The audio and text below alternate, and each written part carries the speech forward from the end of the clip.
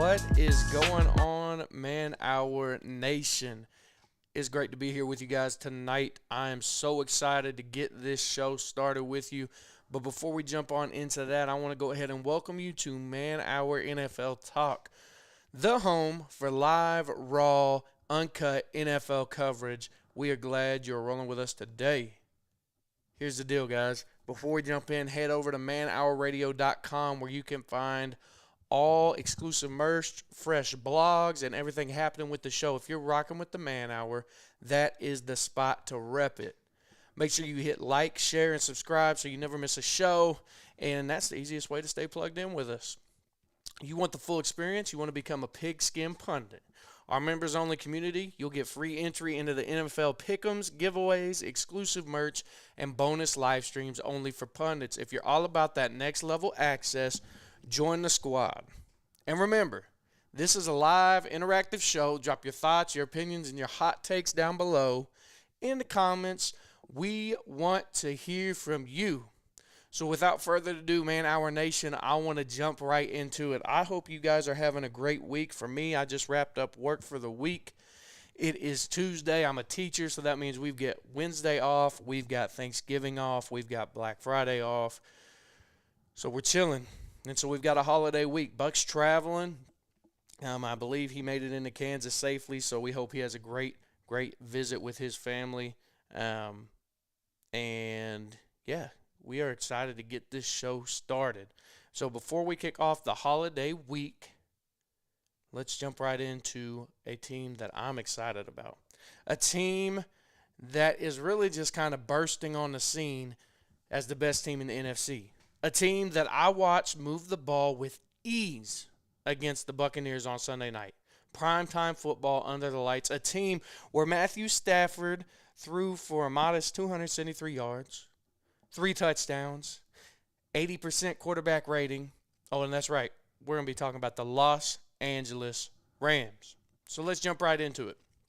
I want to talk about the man, the myth, the legend, that boy, Matthew freaking Stafford. Come on. Here's the deal.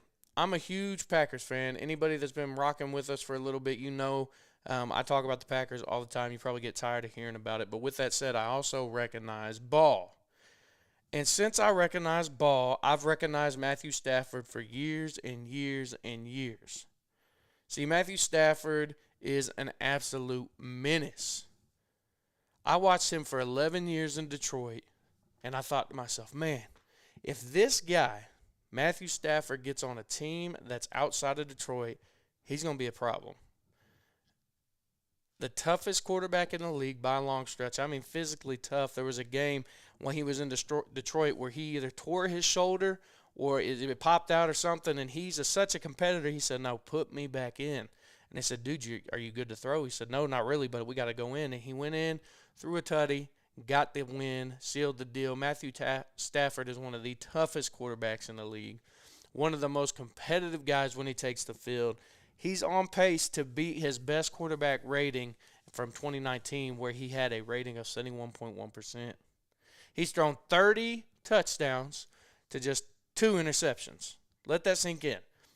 30 touchdowns to a mere 2 interceptions all year long.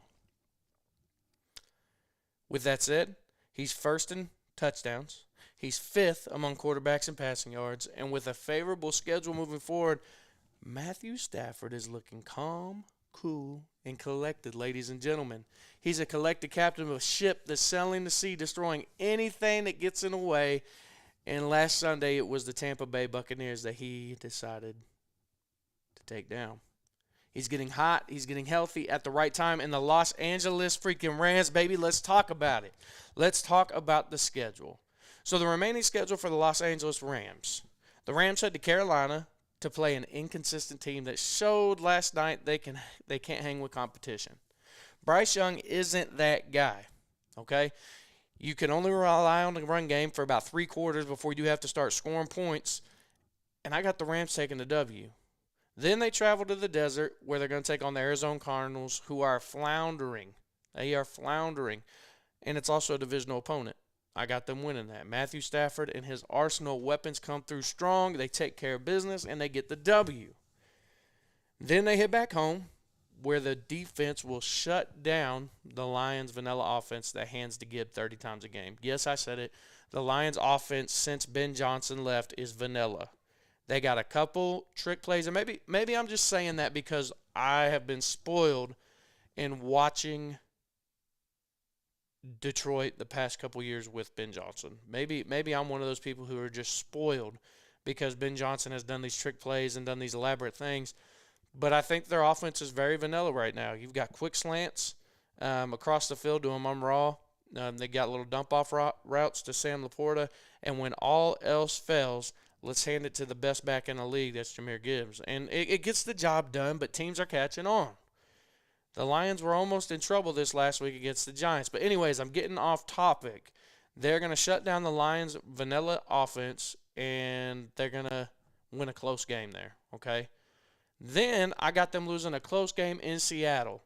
And the reason I got them losing to Seattle is because, yes, Seattle is an inconsistent team, but Seattle is also a really hard place to play in. Seattle is a tough environment to play in. They talk about the 12th man, and it is the loudest in Seattle. And here's the deal. Seattle's not a bad team. They're just inconsistent at best. They have Sam Darnold at the helm. They've got Jackson Smith-Njigba. They've got who else? Cooper Kupp's out there now. I mean, they've got the pieces to succeed over in Seattle. I think the Rams are going to take an L right there, okay, because it's at Seattle. If it was in Los Angeles, I'd hand that game to the Rams. Then closing out the last 2 weeks, I'm giving them W's against the Falcons and the Cardinals, both divisional opponents. And I got the Rams ending their season at 14-3, atop the NFC, winning the NFC's number 1 seed, getting that bye, and just chilling. Okay, the Rams are the real deal. I want to talk a bit about the Rams' offensive weapons because, dog, do they got some offensive weapons. Let's jump right into it. I love watching offensive football. You've got defensive-minded guys. You got offensive-minded guys. I like offensive football, man. I really, really do. And here's the deal. This team is firing on all cylinders and being able to have their way with all opposing teams they play for the most part. That's exactly what the Rams can do.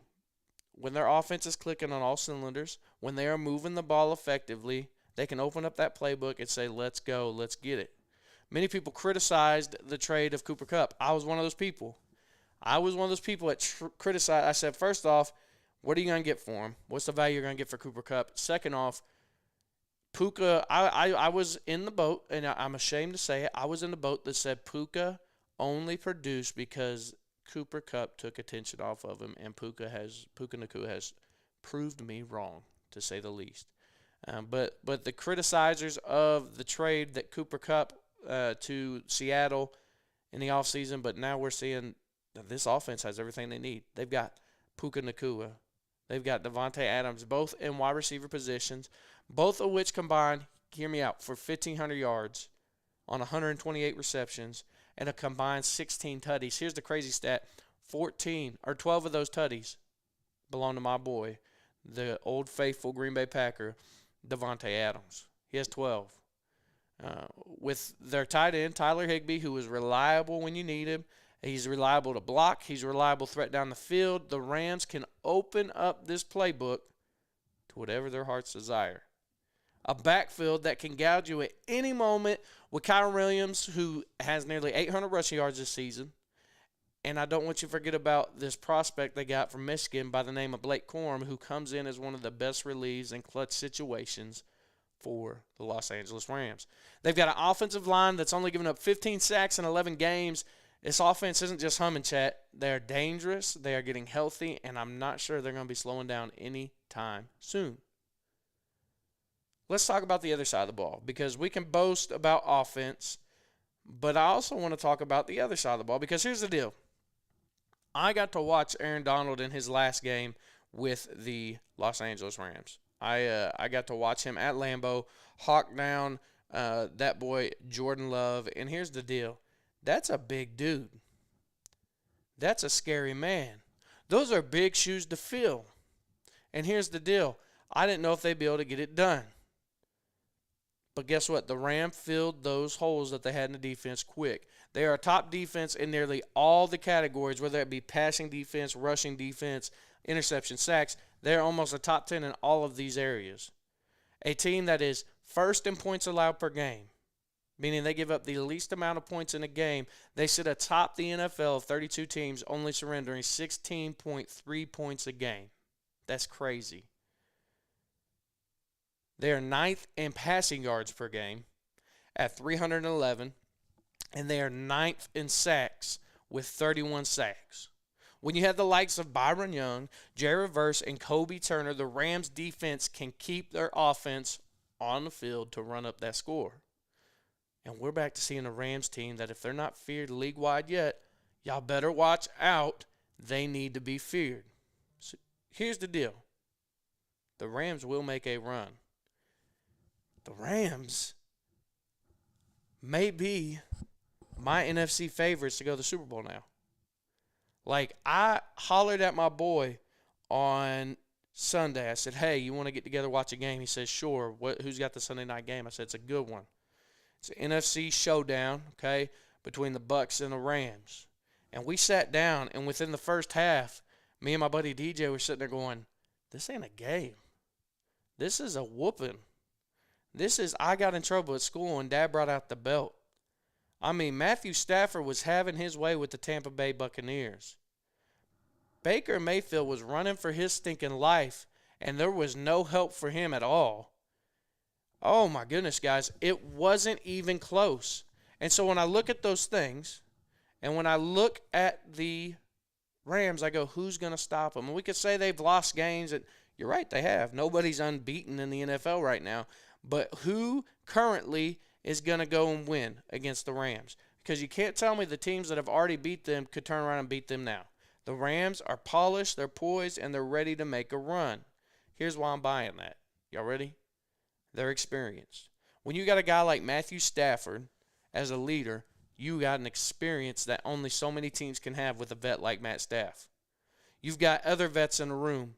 I'm talking Devontae Adams, Tyler Higbee. Okay? You've got one of the best offensive-minded coaches in the league in Sean McVay. We always hear when we're watching any sort of streams, when you're hearing any sort of analyst, they talk about different coaching trees, and one of the biggest coaching trees that gets brought up is the Sean McVay coaching tree. Okay? They are well coached. And here's the deal. They're just flat getting it done, baby. They are flat getting it done. They've beaten good teams. Your leader is experienced, and you have one of the most offensive-minded coaches in the NFL in Sean McVay. They're finding ways to win down the stretch. The Rams are a legit team in the NFL, okay? They're a legit team in the NFL. They're moving the ball. They're limiting opposing teams' scoring and atop the NFC right now. And here's the deal, man, our nation. The Rams are here, and they're here to stay. But you know me. I like to hear from you. So, man, our nation, put in the comments below. Let me know, are the Rams legit contenders? Do you think the Rams have a shot here at the playoffs, at the Super Bowl? Do you think that they're legit in the NFC, or do you think it's just a nice little high that we're running on right now? Let me know in the comments below. Again, this is a live interactive show. Subscribe, hit that like button. And remember, we are live Monday through Friday at 7 p.m. Eastern Standard Time on YouTube.com/Man Hour. Join the conversation. It's a live and interactive show.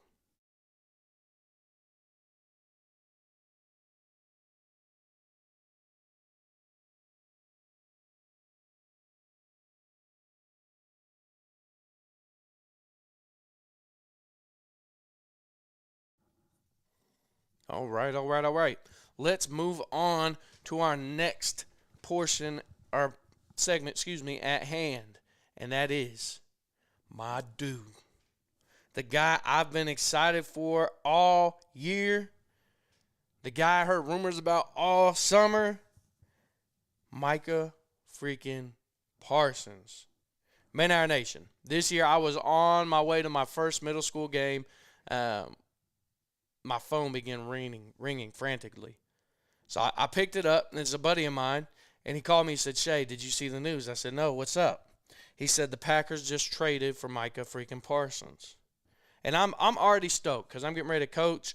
It's the first game of the season, and now I'm over the freaking moon, okay? I'm ecstatic that we just got Micah Parsons. And I'm thinking to myself, if we compare Micah Parsons with Kenny Clark and Rashawn Gary and those linebackers, those young linebackers we got, and Edrin Cooper and Quay Walker and Isaiah McDuffie, oh my goodness, it's going to be bad.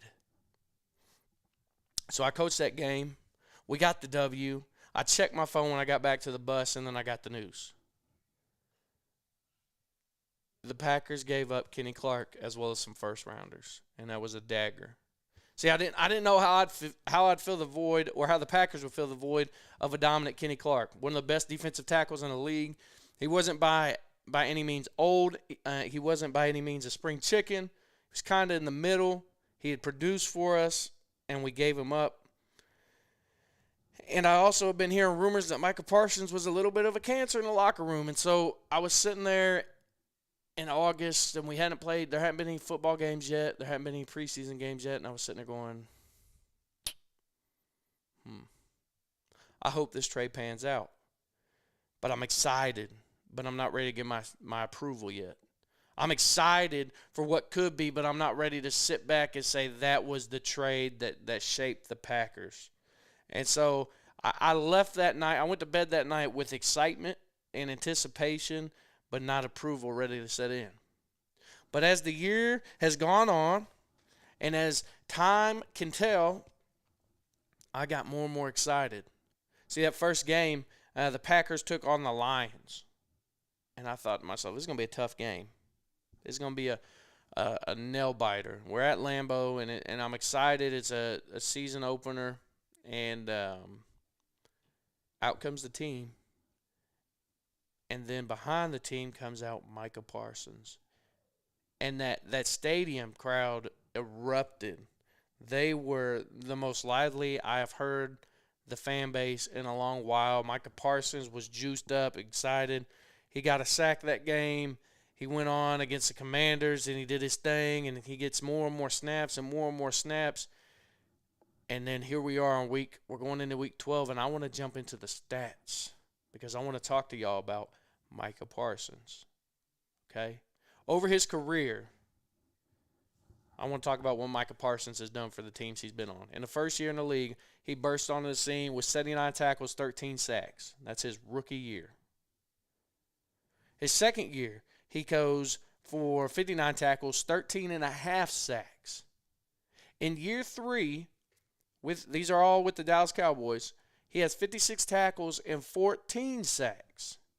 And then last year in year 4, he had 40 tackles and 12 sacks. And somehow Jerry Jones looks at these numbers, and unbeknownst to any man here on earth says, nah, he ain't the guy.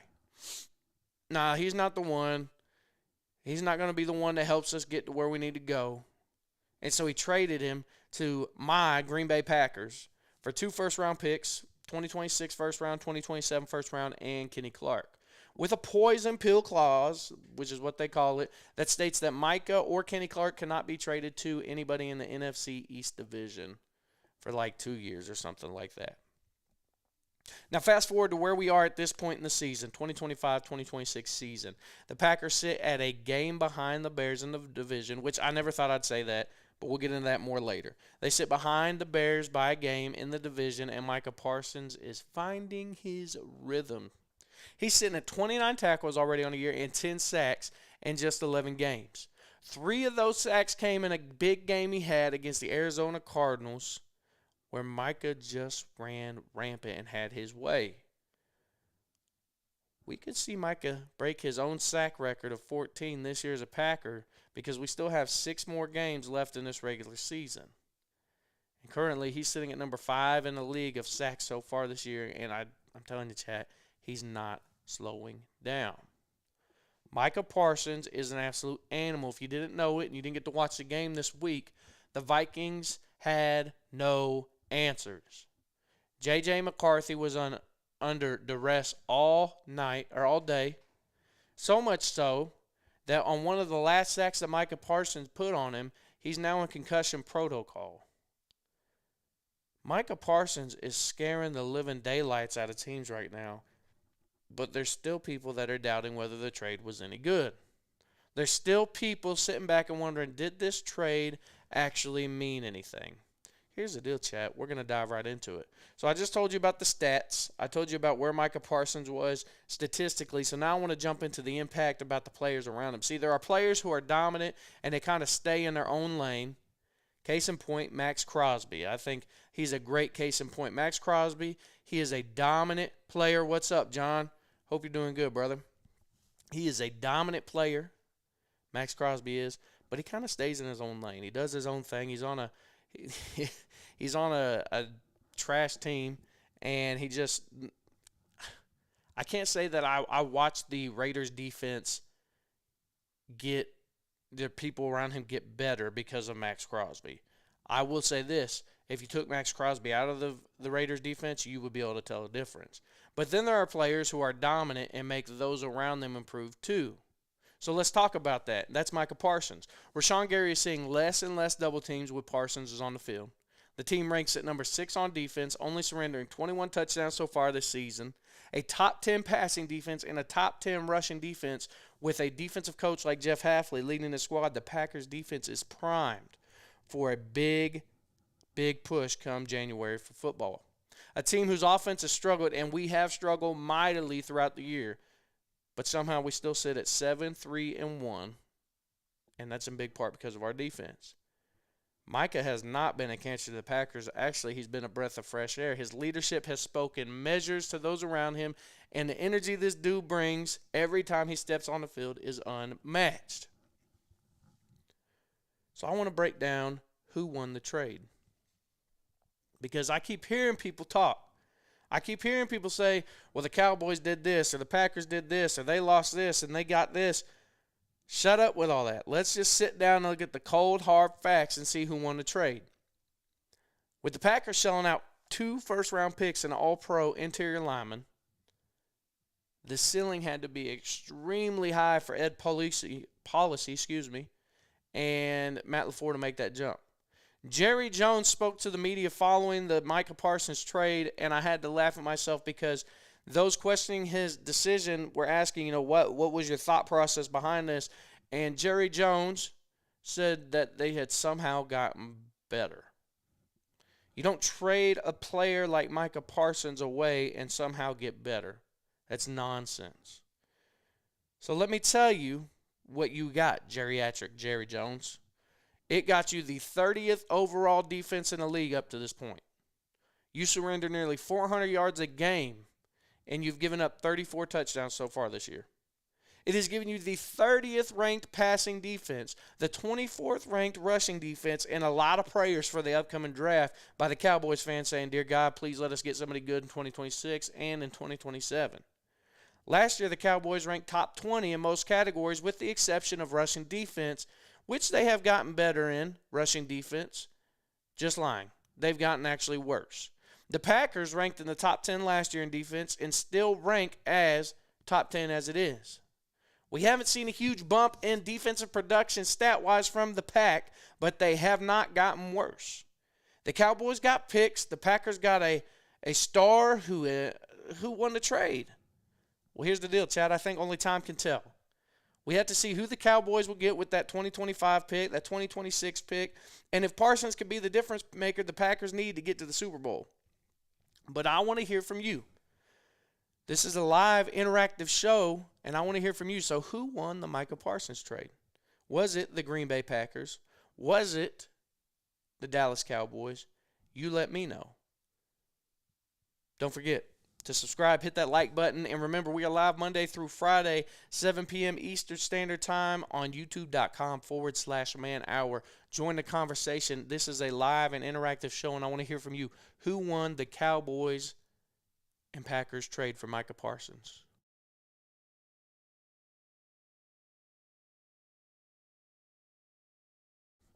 We got John in the chat. What's up, John? He said, here we go with the Packers talk. Here we go with the Packers talk. Yeah, you know me, John. I'm a Packers fan through and through. John says the Pack won that trade through and through, or trade by far. Clark is a dog, and those 2 firsts very valuable, But for Micah, well worth for the pack. See, I'm going to agree with you, John. I'm going to agree with you. Clark is a dog. That's what I was saying. I don't know if you were in here at the beginning of this segment, but I was saying that Kenny Clark, like I was pumped when I heard this news that the Packers had got Micah Parsons, and I was getting ready to go coach a football game. When I got back, I realized that Kenny Clark was gone, and I struggle with that a little bit because I was like, man, Kenny Clark, Rashawn Gary, Micah Parsons, Edrin Cooper, Quay Walker, like, oh my goodness, the Packers are going to be stacked. The Cowboys got a dog in Kenny Clark. Like, Kenny Clark eats offensive linemen for breakfast, lunch, and dinner, and then he polishes off his palate with a dessert of running backs that come up any interior gap, whether it be A or B gap. He gets it done. But at the same time, Micah Parsons is flat getting it, flat balling out for the Packers right now. And honestly, he's in his prime. I mean, the kid's 26. He's poised for really big things. He's in a really good defense for the schemes that, they move him from the edge to the linebacker position, and sometimes they've even used him over center this year. And so I'm not ready to say that the Packers won the trade quite yet. But I would lean that way, not based off of my bias as a fan, but off of raw value that I've seen so far in the year for what has been given. Kenny Clark has not necessarily made the Cowboys better right now, where Micah has. Micah disrupts O-lines like very few in the league. I agree. There's only a few guys that I'm like, oh, snap. When this guy takes the field, you have to know where he is at all times. I think the top four, let me go four that I can think about off the top of my head. Myles Garrett, who leads the league with like 18 sacks right now. He's balling out. J.J. Watt, J.J. Watt, who just passed his brother in sacks. I'll go 5. Max Crosby, okay, for the Raiders. Micah Parsons, and Aiden Hutchinson. You're a Lions fan, so I'll give you that. Aiden Hutchinson. I hate to see injuries. And last year when I saw Hutchinson with his leg injury, I thought, man, that really is going to hurt the Lions. And at the same time, I'm hoping they don't have anybody in the reserves that we had to block like Aiden, because Aiden Hutchinson is a dog. But you're exactly right, John. There are only a few individuals in the entire league on defense that can disrupt the offensive line like those guys can. And when they take the field, you have to know. I don't care if you are a right tackle and the guy's lined up on the left side of the line. You have to know where he's at any given moment, and vice versa. And Micah's one of those guys. So we can talk about that forever. You know me, big Packers fan. But I want to get to the next topic at hand. The next topic at hand. Oh, my goodness. Let's talk about it. Let's talk about Shedeur Sanders. Let's talk about him for a second. Because here's the deal. A revolving door of quarterbacks for the Browns organization has been a curse that Brownies have had to hold on to every single year. With the injury to Dylan Gabriel, the floor was set for Shedeur Sanders to take the stage in his first NFL career start. And the question was asked in his interview on what message Shedeur hoped to give to the Browns faithfuls before the game. And with a smirk and a swagger that we haven't seen since that boy's daddy took the stage, I'm talking prime time, he looked at the camera and he said, I'm who they've been looking for. Mic drop, walk away, and go have yourself a game, young man. So let's jump into the Sanders swagger we saw in the interview on the field. But before we get there, let's see how we got there first. Let me set the stage for you. 2025 Green Bay, Wisconsin draft night. Big names, big players, and anticipation for who would take who and where they would take them. Quarterback-needy teams began taking some of the biggest names off the board quickly. And some went as a surprise to everybody watching. We saw the Titans snag Cam Ward. We saw the Giants take a leap and go get Jackson Dart. The Saints shocked the NFL community by taking Shaw. And in the second round, and then Milroe as insurance for the Seattle Seahawks, who just couldn't put all their eggs in one basket with Sam Darnold. Then the Browns were on the clock, and everyone held their breath as the team walked across the stage with their pick. And with their pick, they selected quarterback. As everybody held their breath, Dillon Gabriel. And I ain't going to lie to you guys. I sat there and laughed and laughed and laughed and laughed because here's the deal. I think Shedeur fell in the draft because of Deion Sanders. I think Deion, much like the Lamar and LiAngelo and the Ball brothers in the NBA, his dad talked too much and screwed him out of getting drafted higher. Now we can argue. We can argue that getting drafted higher is a bad thing or a good thing, or I don't care. But I think Deion talked too much, put too much pressure on this young kid, and because of that, he got picked through much more diligently in his combine interviews and everything than anybody else did. But I sat there and laughed. They took Dillon Gabriel, and I'm like, dog, this is what happens when your dad can't keep his mouth shut. So this pick shocked the world and came as a story of confusion as to why the Browns took Gabriel over Sanders. But lo and behold, in the 5th round, the Browns select Shedeur Sanders with the 144th pick, shocking the NFL world. Shocking the NFL world. And we're all giving them crap, and we're berating them, and we're sitting there going, what are you guys doing? Because at that point, they had like 5 dudes at the quarterback position on their roster. They had Flacco, Pickett, Watson, Gabriel, Shedeur. I'm sure there was one, maybe 6. But they had like 4 or 5 quarterbacks on their roster going into training camp. We're like, this is crazy. With the likes of Joe Flacco, Kenny Pickett, Dillon Gabriel, and now Shedeur Sanders at quarterback competition was set to be in the making for training camp. The buzz was real, and all eyes were on Cleveland as they did their very best to decipher which one of these guys was going to be their starting quarterback for the year. And here's the deal. Sanders showed flashes. He did. Even received some starting time and some preseason openers, but finally the Browns made the decision. Their quarterback one was going to be, drum roll please, Joe Flacco. Old man Flacco had won the starting job, and Flacco lasted about as long as the flavor of some Hubba Bubba Bubblicious bubble gum lasts. And as quickly as the Browns named him the starter, they decided to bench him after a 1-3 start, their only win coming against my Green Bay Packers. Yes, my Green Bay Packers. So the NFL world waited. They waited for the big decision. Who was going to start next? Is it going to be Dillon Gabriel? Is it going to be Shedeur Sanders? Because there was no clear winner in training camp. And we waited and waited. Finally, Kevin Stefanski got up on a stand and he announced that the next starting quarterback for the Cleveland Browns would be Dillon Gabriel. And so we waited and we waited. And in a big game against the Baltimore Ravens, Dillon Gabriel took a hit that would sideline him for the remainder of that game and the next with a concussion.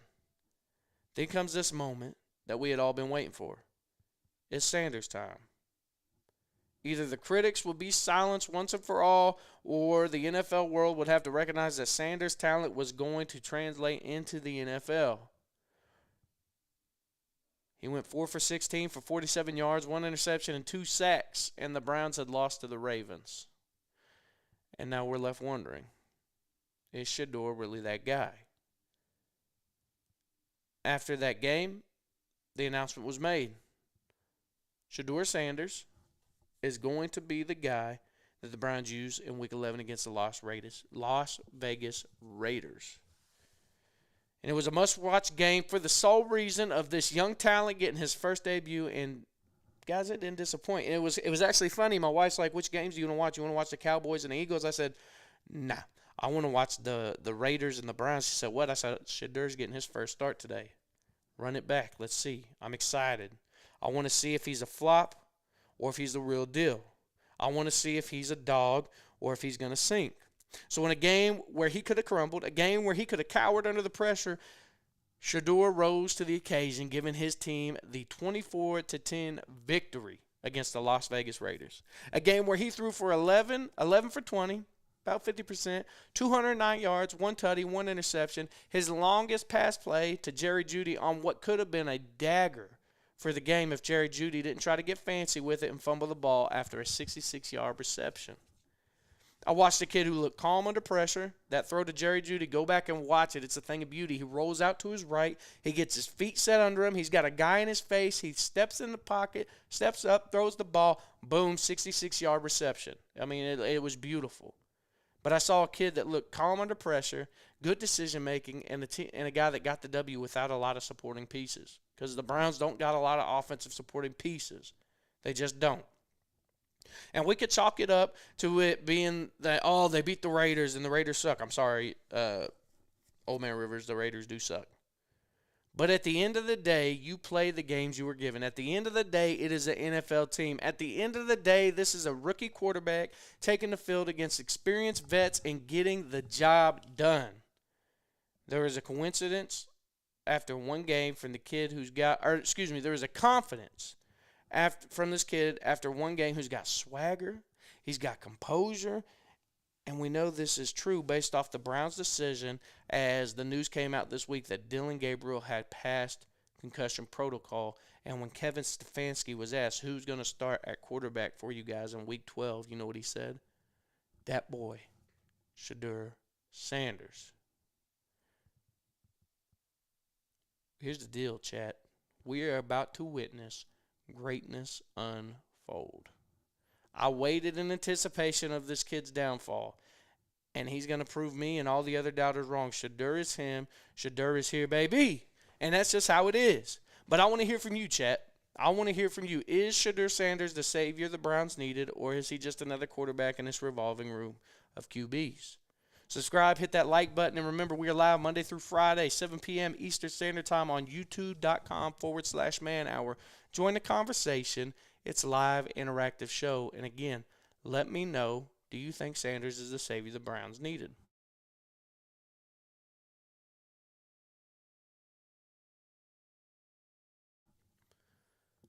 Shedeur Sanders. Let's see what y'all got to say. Let me scroll up here.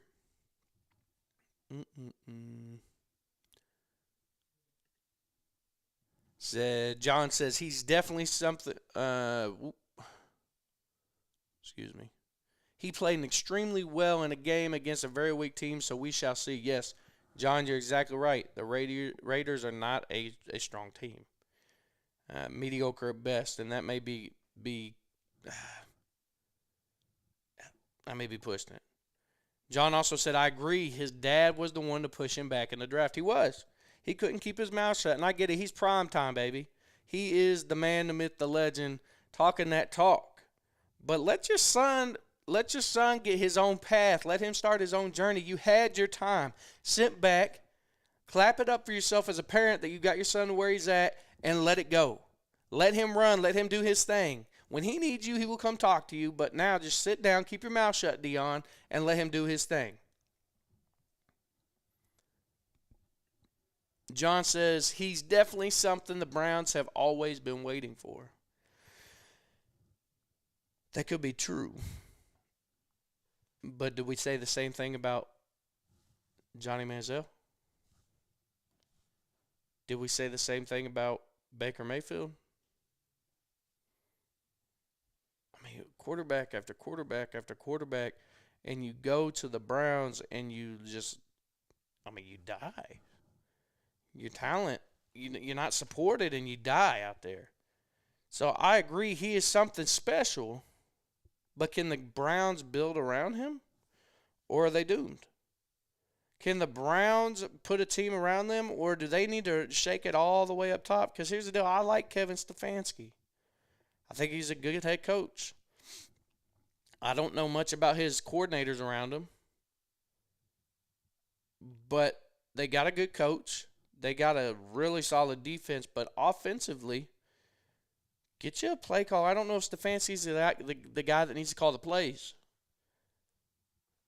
But is he just another quarterback's going to come through?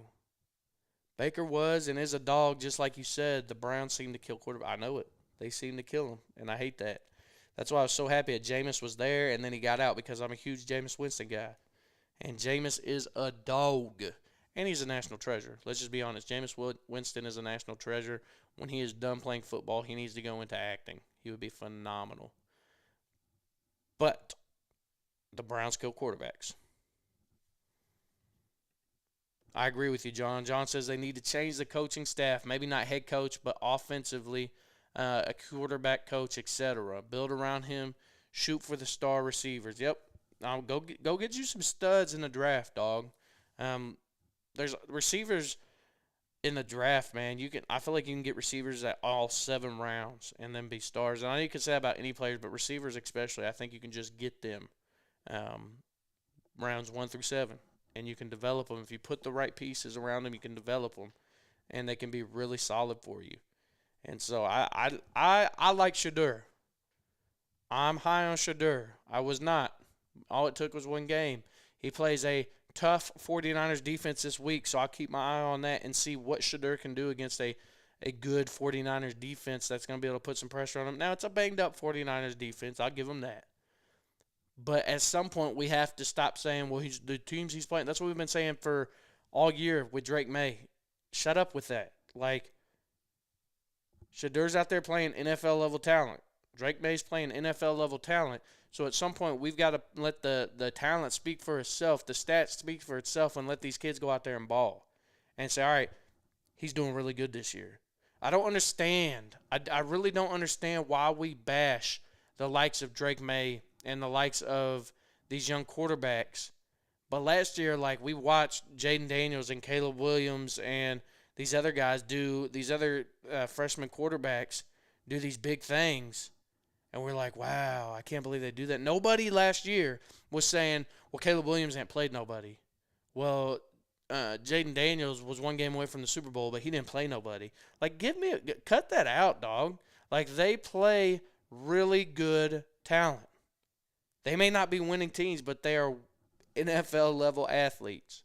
So before you sit there and say, and I'm not talking to you, John, I'm just saying in general, before anybody goes out there and says that Shedeur beat the Vegas Raiders, like, yes, he did beat the Vegas Raiders, but you go out there and play the Vegas Raiders, see how you do. Because I'm going to tell you this, I ain't going to do what Shedeur did. Nah, I'm going to be doing what J.J. McCarthy did against them Packers, baby. Not a big fan of Junkins, but maybe another 3rd down power back to help him out with some talent. Receivers, I like Junkins. He's a downhill runner, old school. Reminds me of, I can't think of his name. I think his last name was White, and he ran for the Patriots. I can't remember his first name. I'll have to think about it and get back to you. But he reminds me of that, just downhill. Not going to pick up a ton of yards. He's not explosive, but he's going to smash you and smack you in the mouth. Anyhow, we could go on and on about this, but I want to move on to the next topic at hand, and that is segment 4. Are the Buccaneers done? Devin White. Yes, Devin White. Are the Buccaneers done? Is Baker Mayfield and the Tampa Bay Buccaneers done? I don't know.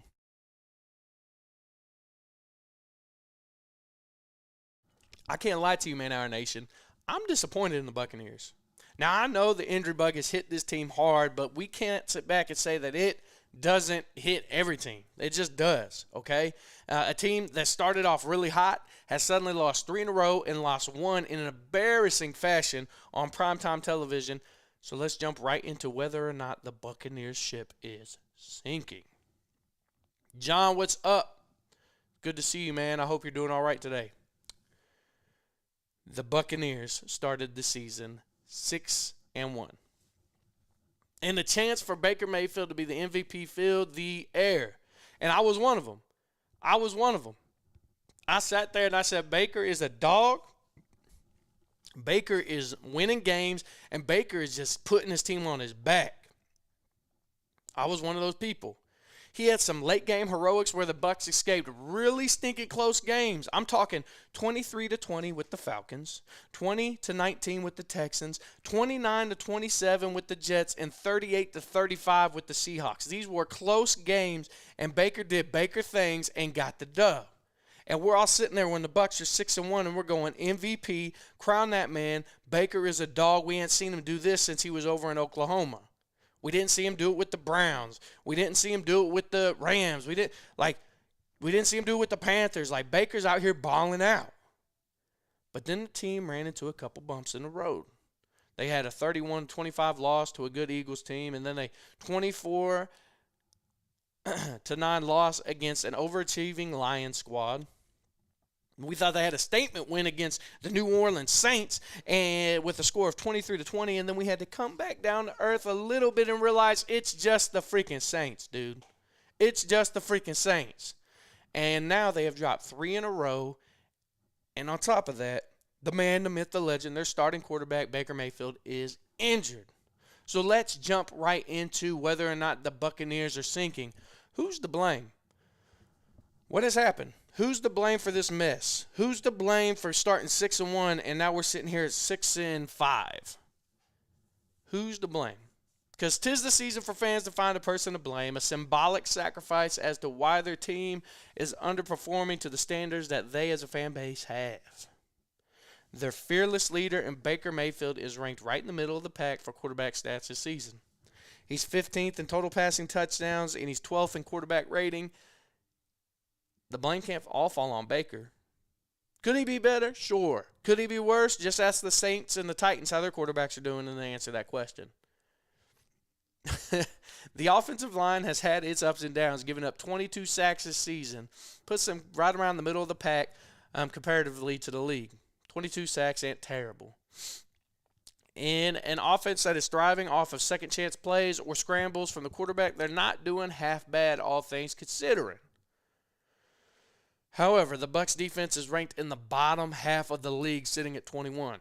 It seems that their defense is Vita Vea and whoever else they can throw around in there to help him stop the run. The Bucs have a good quarterback.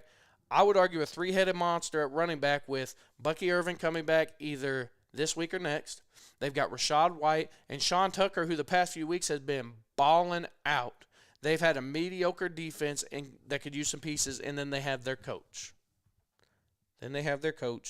Ted Bowles. I want to talk about this man, Ted Bowles. Because let's be honest. Let's go ahead and be honest and say that Ted Bowles, or Todd Bowles, is it Ted or Todd? Bowles, I think it's Todd. He's coaching for his job. He is on the hot seat. In 4 years so far, Bowles is 46-59 as a coach all time, not just with the Bucs. With the Bucs, he is 20 wins and 18 losses, and the team has won the NFC South in each season he's been the head coach. Wow, he's won the division in 4 years, but let's look at who's in the freaking division. The Panthers, the Falcons, and the Saints. Wow, big achievement. Now, you can poke fun at me. Okay, I get it. The Packers lost to the Panthers. They lost to the Browns. I get that. I hear you. But the Panthers, Falcons, and Saints don't make for good division opponents. They're trash, okay? That division is a joke, and with a team like this, they should be doing more. Getting blown out on national television on Sunday really put some fire under Bowles, and it leaves the Buck organization with some questions as to what they need to do with their future. This dog better figure it out quick, or he's going to be looking for a new job. I want to look at the remaining schedule for the Bucs before we say, oh, it's over, throw in a flag, hang Baker's cleats up for the year. I want to look at the remaining schedule. Because 4 of the Bucs' last 6 games are divisional opponents, and I just told you the division is garbage, hot garbage, okay?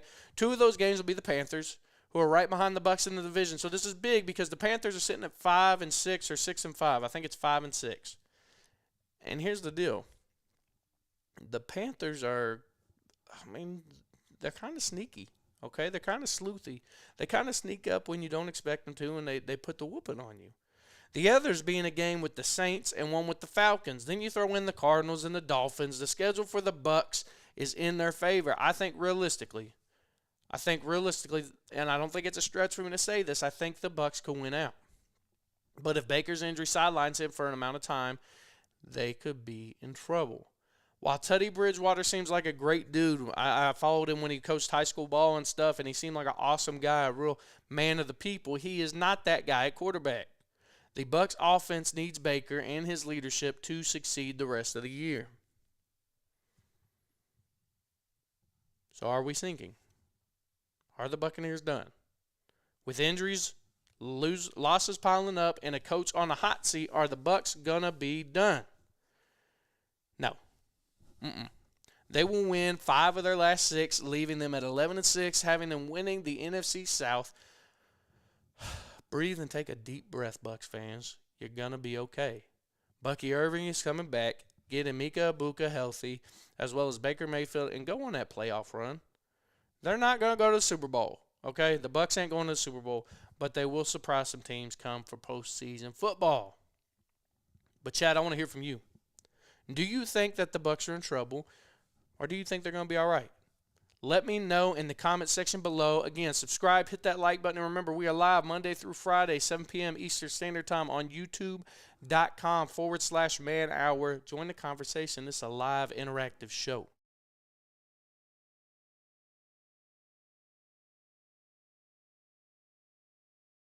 All right. Let's see what we got. Are the Bucs done? John Peebles is in the chat. What's up, John? Says Baker freaking Mayfield is a bad dude. Baker Mayfield is a bad dude. John Cedron says for sure, but if he actually goes down, they will fall too far back. Yeah, I agree with you. If Baker goes down for any extended period of time, I would take a hurt Baker over a healthy Bridgewater.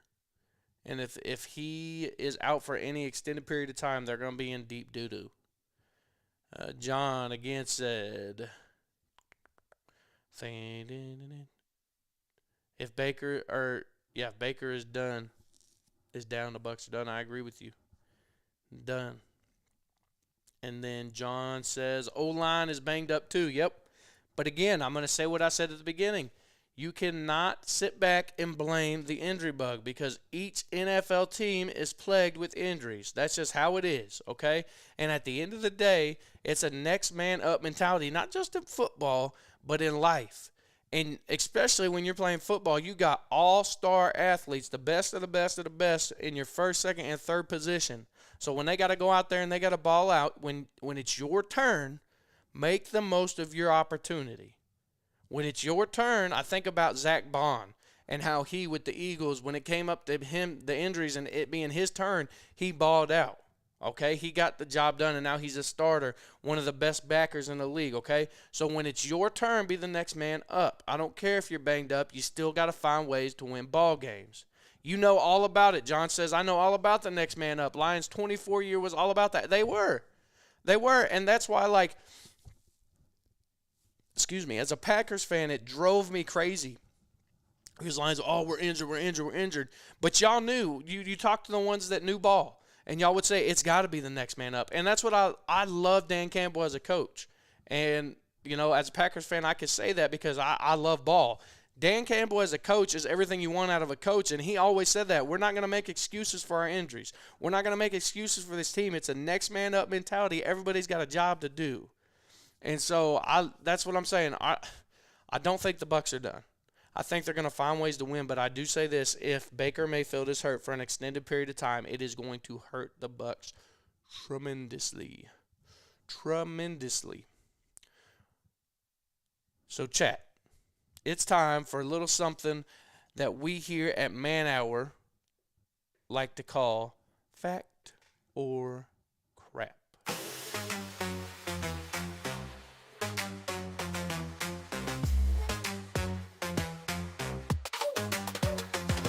When there's something strange in the NFL scene, rumors fly wild, what does it mean? You scroll through the feed, it's a clickbait trap. Who you gonna call? Fact or crap? Fact or crap?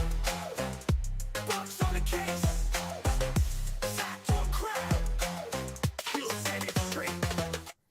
Yes, sir. Fact or crap, we are in the building, and I'm excited to get this started with you. If you are just now joining us, thank you for joining Man Hour. What fact or crap is this. We're going to throw out some big takes, and we'll see if we're jumping the gun or if the hype is real. Let's get ready to dive in and see if we're reacting, right? If it is factual information or if it's a load of doo-doo, of crapola. Our first fact or crap has to do with that guy right there. Yeah, that's right. Shedeur Sanders. Did the Browns make the right call by naming him quarterback one for this week and what I would see as the foreseeable future? And here's the deal, dog. That's a fact. They did. The Browns have their franchise guy in Shedeur Sanders, at least for the remainder of the season. And I'm going to tell you this for the 2026 season, too. They're going to get talent around this kid, and he's going to ball out. Watch out, league. Time will tell if the Browns' quarterback woes are ending or if Sanders is just another notch on the belt. But with games against the Steelers, the Bears, and the 49ers, Sanders will have a big test on whether or not the Browns made the right decision. So what do you think, chat? Fact or crap? Did the Shedeur Sanders being named the starter, was that the good thing or was that the bad thing? John says, that, my friend, is fact. For sure, you got to get the boy play, see where it goes with what you have this year to improve next. Facts. I mean, how am I going to know if I need to go out and draft another quarterback as an organization that is needy at quarterbacks, it seems like all the time, unless I use all of them? I've seen what Dylan Gabriel can do. I done traded Joe Flacco away. Okay? Kenny's not on the team no more, I don't think. And so now let me go out there and see what Shedeur can do. Let the kid ball out. And if he's great, great. We'll keep him. We'll build around him. If he's not, we'll go out and get a quarterback. This year's quarterbacks may not be as big as 2 years ago, but you got some good names in there with Mendoza and Palvia and I'm trying to think, Arch. I mean, there's a lot of good names out there at quarterback that you could build around. Let's see. Gabriel will be moved for a nice pick. Here's the deal. I don't think he's moved for a nice pick. I think he's moved for a 4th or a 5th. But we could talk about that sometime in the future. I've got to watch tape on Dylan Gabriel. I've not watched enough of him with the Browns. I didn't watch enough of him in college. He was with the Sooners, right? But I don't think he should have been drafted over Sanders. I can tell you that much. John says a 3rd, 4th, maybe a 5th. I'm going to go 4th or 5th, but we'll dive into that more. Let's get to our next topic here as fact or crap, and it has to do with the Bears. The Bears. And, with me being a Packers fan, John being a Lions fan, I don't think we got any Bears fans in here to defend themselves, but I want to talk about this. Fact or crap? Are the Bears going to be a dangerous team in the NFC playoff run? No. This is crap. This is garbage. This is doo-doo. They will make a wild card appearance because they're not going to win the division. The Packers will win the division. They will make a wild card appearance and either lose the first or second game. They may very well surprise. Actually, let me back up. The Packers. No, the Packers will win the division. I'm sorry, John. The Bears may get a wild card spot. They may very well surprise the first team they play in that wild card spot. But then they will lose. And here's why. Here's why they will lose. Because at the end of the day, the Bears are the Bears, and the Bears do bear things. Okay? They lack experience in the playoffs, and they lack leadership, and that's going to show through. I don't care how you cut it. Caleb Williams, he's going to be a dog. Don't get me wrong. He is going to be a dog. Caleb Williams is going to be a dog. He will be an absolute stud. He's showing that. But he needs to mature. He is a young star in the making.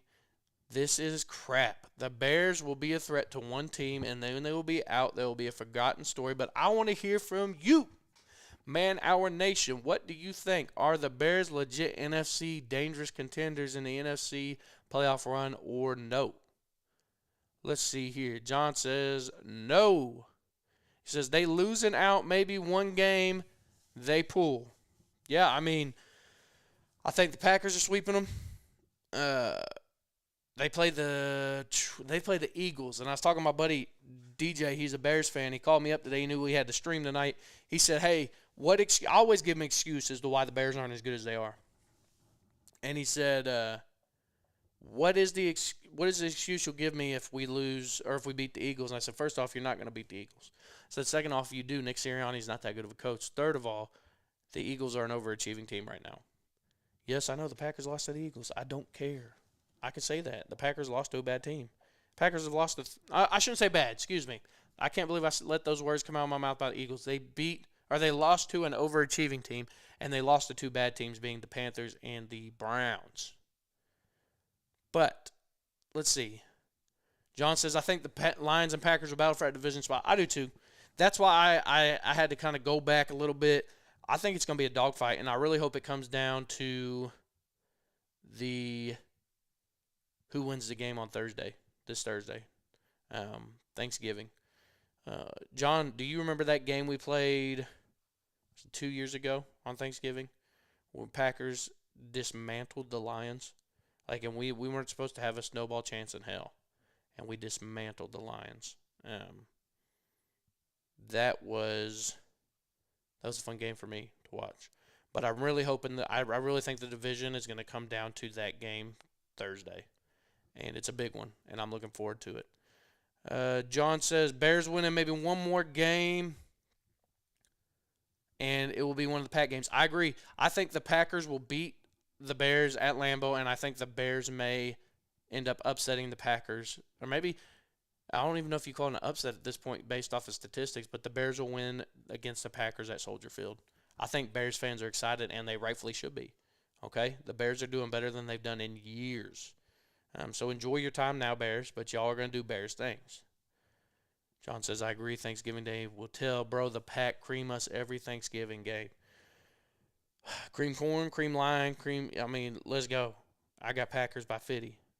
No, maybe not. But it's going to be a fun game, man. It'll be a close game. I don't think it's going to be a dismantling. I think it's two teams that have some injuries, have some bang-ups, have some issues at coaching and play calling and different things that they need to get figured out. And I think it's going to be a really fun game to watch. To watch Dan Campbell, Matt LaFleur, Jordan Love, Jared Goff. Hopefully Jacobs is back. The turducken game, baby. Exactly right. There's no better tradition on Thanksgiving than watching the turducken game, man. So I'm looking forward to that. And the last segment on Fact or Crap is this. Are the Bengals making a mistake? Are the Bengals making a mistake by allowing Joe Burrow to return this week to play on Thanksgiving against a division rival in the Ravens? They've announced that he's going to make his debut back from his injury on Thanksgiving Day. The Bengals sit at 2-9, or no, maybe it's not that bad. Let me see what they are. Bengals record. No, they're 3-8, so it is that bad. They're pretty rough, and they're not going to make the playoffs, dog. They're not going to even if they run the table, they're going to need some help from other teams. And so my thing is, why put your franchise quarterback in harm's way? What are we doing, Bengals? Tell me, what are you doing? Why in the world are you putting Joe Burrow back in? This is crap. Y'all are screwing up. No, this is fact. Sorry, y'all are screwing up. Y'all should not be putting Burrow in anymore the rest of the season. Y'all are 3-8. You are going to get your franchise quarterback hurt even more, and it's going to screw you down next year. The Bengals need to shut Joe Burrow down for the season. I'm calling crap on this and telling you, if the Bengals put Joe Burrow back out there this Thursday, they will not only miss the playoffs, because they're already going to miss the freaking playoffs, but they will get Joe Burrow hurt even more. Bottom line, this is a poor decision from the top down. Save your franchise by further injury and understand your season is done. Look forward to the draft and just chill out, baby. But what do you think, Man Hour? What do you think? Should Joe Burrow play or not? John says, not at all. Not at all. Joe Burrow needs to sit. I agree 100%. He should be healing. And that's the thing, John. Joe Burrow is going to go in here, and Zach Taylor and the organization is going to look like a bunch of freaking clowns. A bunch of clowns, dog. Because at the end of the day, this man is going to get hurt again. He's going to get hurt again, and fans are going to be going, why? Why do we put him in? And because you're the same fans that sit there and go, yeah, we need to put this dude in. We need to put this guy in. We need to make a shot for the playoffs. Dog, you are not making a shot for the playoffs. Y'all are 3-8. Best case scenario, you win the next 6 games. You're 9-8. You tell me the Ravens aren't going to be good? Nah, the Ravens are back, baby. They got their boy Lamar. He's healthy. He's cooking. They're getting right at the right time. They're going to sneak into the playoffs. Yeah. Yeah, it's bad. John says he gets hurt before playoffs. They trade away stars. Yeah, it's getting bad, dog. It is getting bad. He's getting back. I just want to remind you, Man Our Nation, subscribe, hit that like button. Remember, we are live Monday through Friday, 7 p.m. Eastern Standard Time at youtube.com/Man Hour. This is a live interactive show, so jump in the comments and share your thoughts. Let's get in and discuss what we are talking about. I want to talk about our last section here. And that section, to put it simply, is, let me find it here, overreaction. And at this point, I'm going to throw out a lot of different things at you. I'm going to be trying to cut through the noise, breaking down the hype, and decide what is worth an overreaction and what's not. I want you to tell me, Man Hour, am I overreacting? And do I need to slow it down? Or am I valid in my thinking and in my processing? So let's just jump right into this overreaction hour. My first one is, guys, I enjoyed watching the Packers play the Vikings on Sunday. But I realized something very quickly, and it's this. J.J. McCarthy may be a bust because he's injury prone. That's rough, man. That's rough. And here's why it's rough. Because at the end of the day, I'm a sports card collector. I like collecting sports cards, and I got into it this year. And I've got a nice lot of rookie cards between J.J. McCarthy, Caleb Williams, Jaden Daniels, Drake May. I got some nice rookie cards that I've been holding on to, and I'm like, I'm going to get some good money out of these because none of them are like dudes I'm excited to watch. But this year, I looked at my buddy and I said, dude, we should have sold those freaking cards last year because this kid's not going to stay healthy. He's a bust. J.J. McCarthy can't take a freaking hit in the NFL. Now, mind you, Vikings have a makeshift offensive line, and they gave him zero hope yesterday. Like, the kid was running for his life at one point, and I believe it was in the second quarter. He took a snap and fell down to the ground in the fetal position because he saw Edgerrin Cooper busting through the line. Ain't nobody want that. Ain't nobody got time for that. J.J. McCarthy cannot stay healthy. You cannot have a franchise quarterback you can count on, and you don't know if you can count on him or not because he's prone to injuries. Get this man out, and here's what's going to happen. If you don't get J.J. McCarthy out, Justin Jefferson is going to request a trade. My wife asked me this week. She said, hey, do you think Jeddah's going to ask for a trade? And I said, yeah. She said, even if they get rid of J.J., I said, I don't know about that, but if they don't get rid of J.J. McCarthy, Justin Jefferson is packing his bags, going to the front office and say, get me out of here. I think about Devontae Adams when he's with the Raiders in that infamous interview where he's like, I got to get out of here. I'm going to die. Like, Justin Jefferson ain't even going to get that chance because J.J. McCarthy can't get the ball out. The man's getting hit, and when he's not getting hit, he's soaring the ball 5 yards over his freaking receiver's head. I really believe that if you do not get rid of J.J. McCarthy, Justin Jefferson will request a trade. But what do you think, chat? Am I overreacting to this whole J.J. McCarthy thing?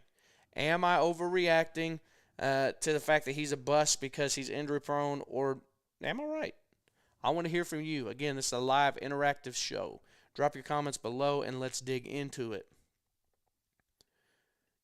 Let's see here. John said, I didn't think the game was going to go like that.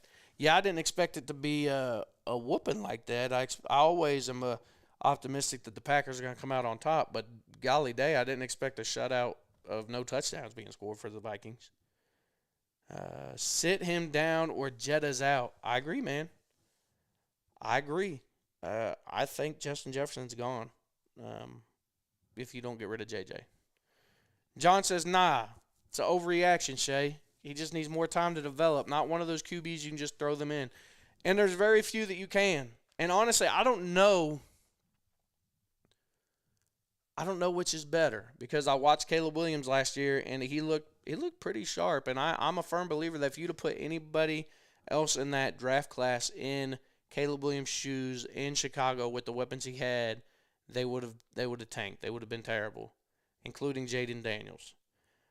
But then you have the likes of these guys that sit behind quarterbacks for a while and they do really well. I think of how Rodgers sat behind Favre. I think about how Patrick Mahomes sat behind Smith. I think about how Jordan Love sat behind Rodgers. You see these quarterbacks that teams draft, and they sit behind really good, talented quarterbacks, and they come out and they ball out. And I'm wondering if I told people last year, I told my wife last year, I told my buddies, I said, they need to keep Sam Darnold because anything less than 14-3, the Vikings are going to want J.J. McCarthy's head. And lo and behold, that's where we're at this point in the season. If this kid could have stayed and developed behind Sam Darnold, who's not had a bad year, who could have had another really good year for the Minnesota Vikings and still been traded away, then we could be singing a different story come next year when JJ's healthy. He's been in the system. He's got to learn behind a veteran, but instead we've just thrown him to the wolves, and I'm afraid it's screwed his career in Minnesota. Let's get to the next segment of Overreaction, and that is, was the Giants firing their defensive coordinator the right thing to do? Yeah, absolutely. You have one of the best defenses on paper that boast Abdul Carter, Kayvon Thibodeau.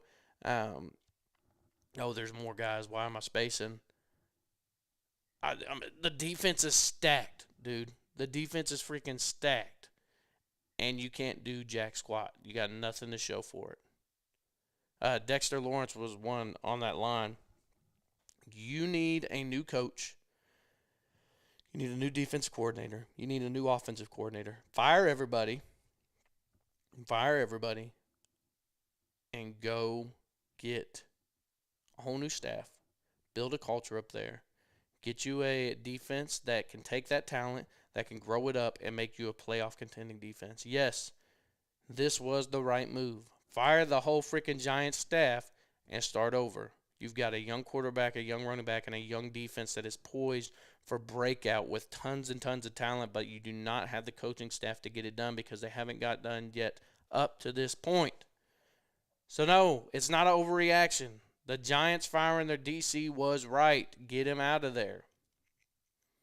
But what do you think, chat? Do you think that me saying that the Giants need to fire everybody is an overreaction? I want to hear from you. I want to hear from you because I think they ought to fire everybody. Start over, and then we'll go from there. John says the defense is super stacked. Dude, I'm telling you they are. The defense is freaking loaded, and you can't do anything with it.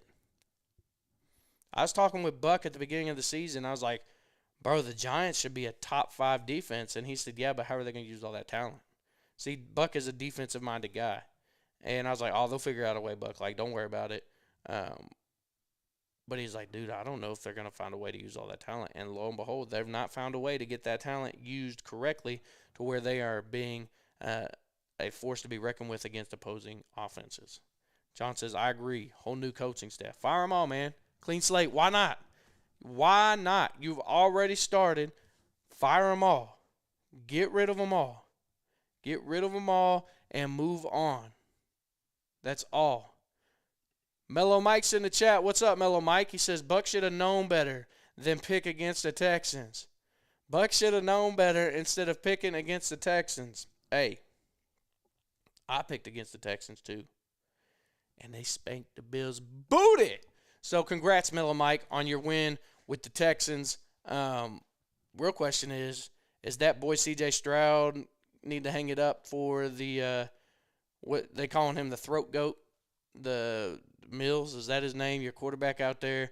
So I mean, daggone, go ahead, Texans, do your thing, because I think we'll talk about the Bills tomorrow. I think the Bills are a hoax, man. We'll talk about that tomorrow. And then NFL Talk Philadelphia Eagles says, what's good? What is up, baby? Excited to have you here with Man Hour. We're getting ready to close up the show. Again, just want to remind you guys, we are now 7 p.m. Eastern Standard Time, Monday through Friday. I'll be hanging with you guys again tomorrow. Thursday, I think we're going to take the night off, and then we'll be back Friday. But again, we are live Monday through Friday, 7 p.m. Eastern Standard Time, rocking it here on YouTube. Long Neck Mills, yeah, he was a dog. Millie Mills, I think is what we should call him. That dude balled out for you guys. Good decision making. I was happy with it. Last overreaction I want to give y'all before we head on out of here tonight. Did we put Giants? What are we talking about? Oh, yeah. Giants. Thank you, Jimco Holland and Removal. What a name. Jimco Holland and Removal. We can get a little plug here. Last overreaction is the Raiders. Did the Raiders fire the right guy? Yes, they did. If you're saying they needed to fire Pete Carroll, you need to slow your roll. Because here's the deal. Pete Carroll is an experienced coach who has no quarterback. Geno Smith ain't that guy. My goodness, hang it up, dog. Move on. Hang it up. My 2-year-old throws better balls than you do. All right?